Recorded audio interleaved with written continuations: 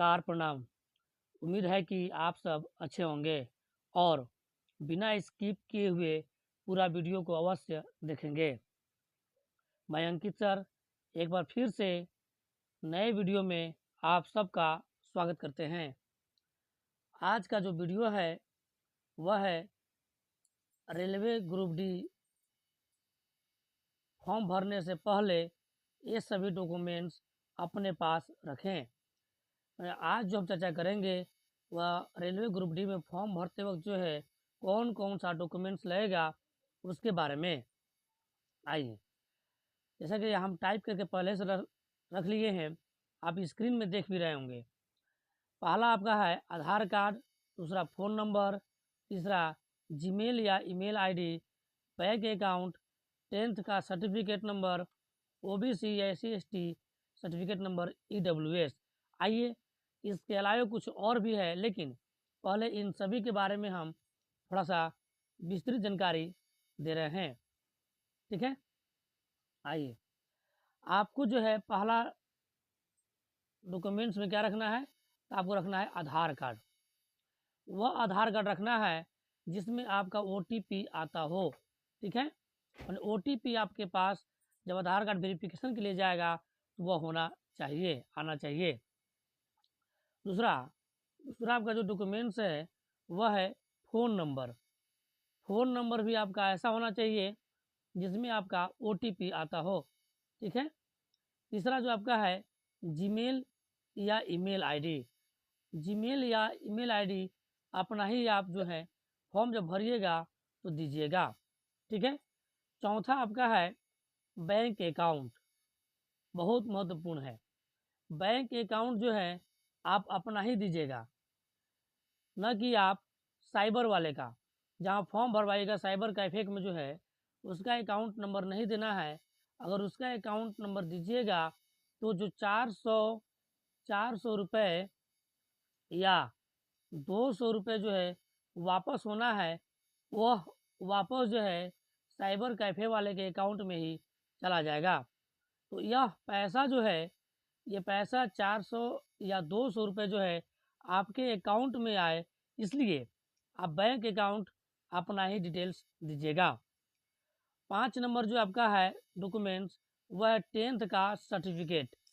जब फॉर्म भरिएगा आप तो 10th का सर्टिफिकेट का नंबर लगेगा। उसके अलावा नाम आपका 10th के अनुसार देना होगा, डेट ऑफ बर्थ होना चाहिए।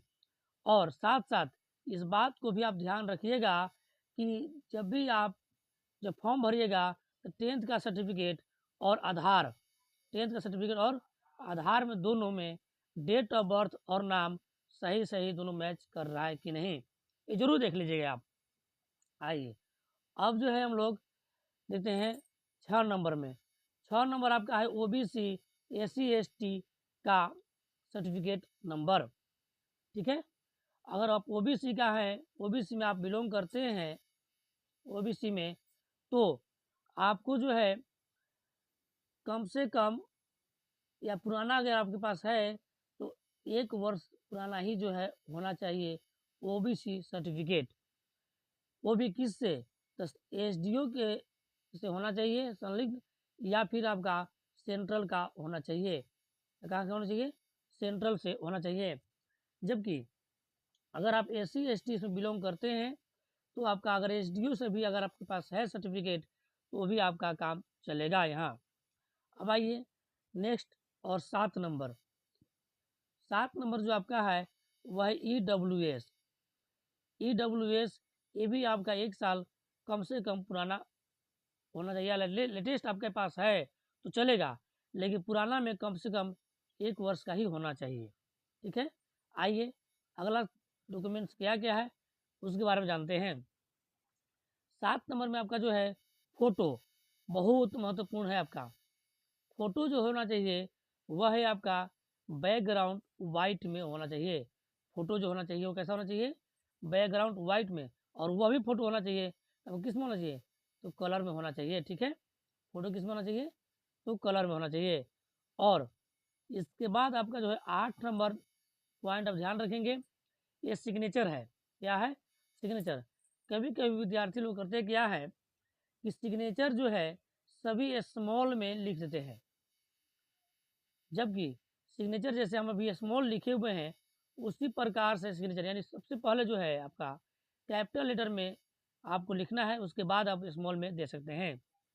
ठीक है, और इसके बाद आपका जो है 9 नंबर में आपका जो है वह है, अगर आप ITI किए हैं तो ITI के सर्टिफिकेट लगा दीजिएगा, उसका नंबर दे दीजिएगा, या अगर आप ITI नहीं किए हैं, ग्रेजुएशन किए हैं, तो ग्रेजुएशन का भी सर्टिफिकेट आप लगा सकते हैं।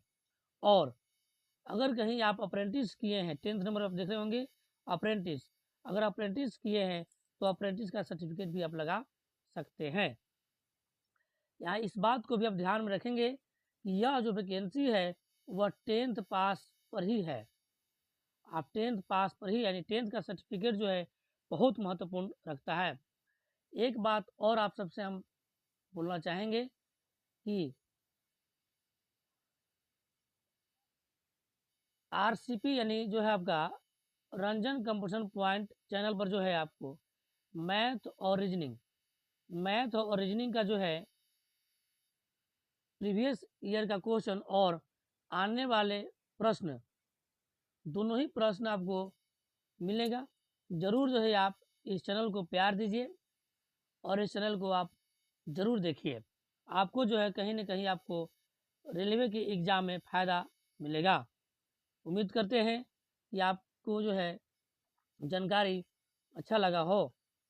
धन्यवाद।